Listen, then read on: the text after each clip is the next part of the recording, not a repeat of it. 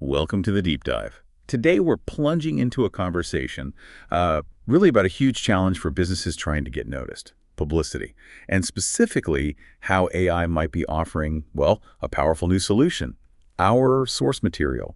It's from some really interesting notes taken during a recent chat with Mike Hayes and Kim Ryle. These guys have deep roots in media marketing tech.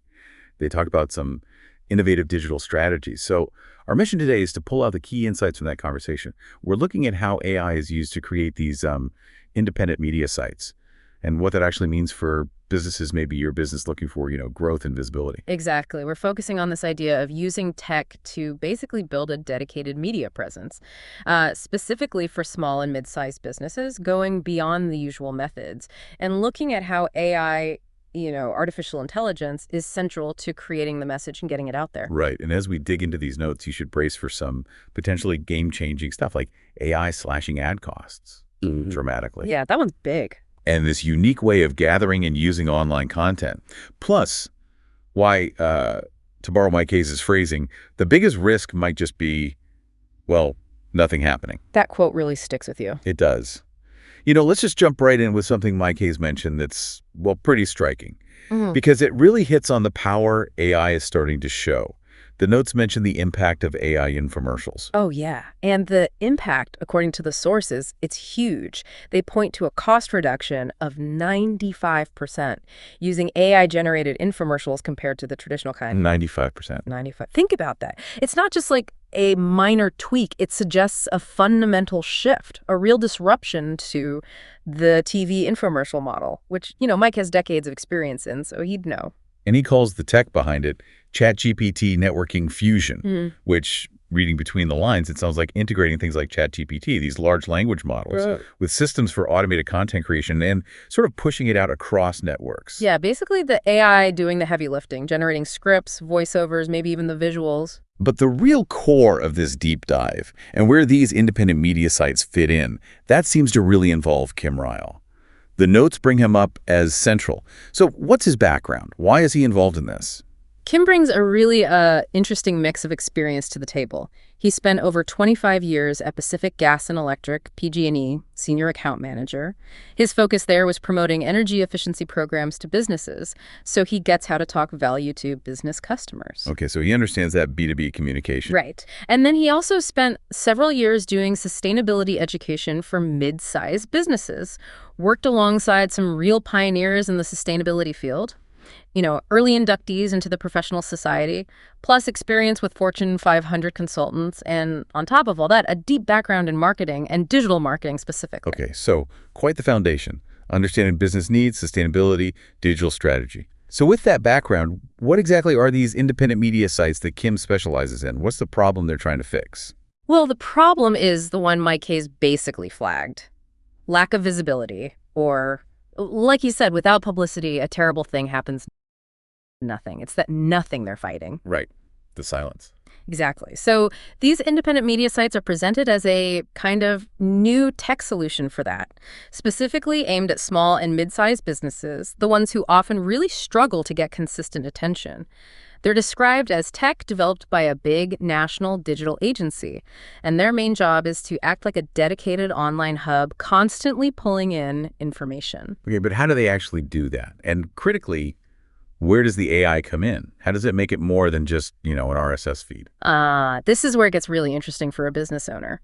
The process, as the notes lay it out, it starts with content aggregation. They pull relevant stuff from all over the web specific to the business's industry.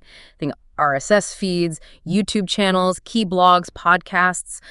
And the notes stress this, it's not just everything, it's curated. It has to be representative and useful. Okay, curated aggregation. Makes sense. Yeah. Then comes the AI enhancement. And this is like the secret sauce. The AI looks at all that content it pulled in, figures out the topics, the themes, and then uses that understanding to generate brand new original content, which then gets posted on the business's own independent media site. Wait, so it's not just sharing a link or a snippet. The AI is actually writing new stuff based on the topic. Exactly. That's the idea. It's creating fresh text. Could be summaries, short articles, insights, derives from that curated material. And the goal here is authority building. By constantly having new, relevant, original content showing up on their site, the business owners start to look like active participants, like authorities in their industry's conversation. Okay, I see. So it makes them look like they're constantly on top of things. Precisely. And this also fuels automated promotion.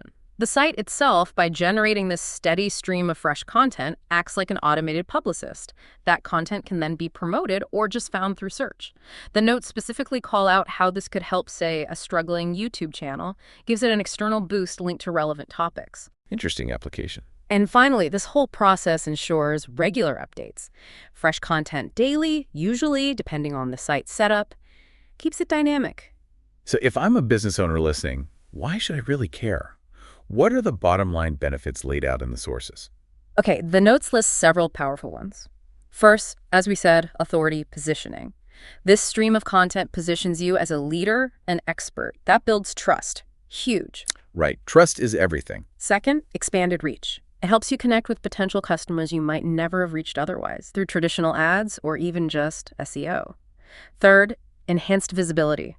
More fresh content means a stronger web presence overall, more engagement when people find you. Makes sense. More content, more footprint. Which then leads to revenue growth, attracting better quality leads, people who already see you as an authority.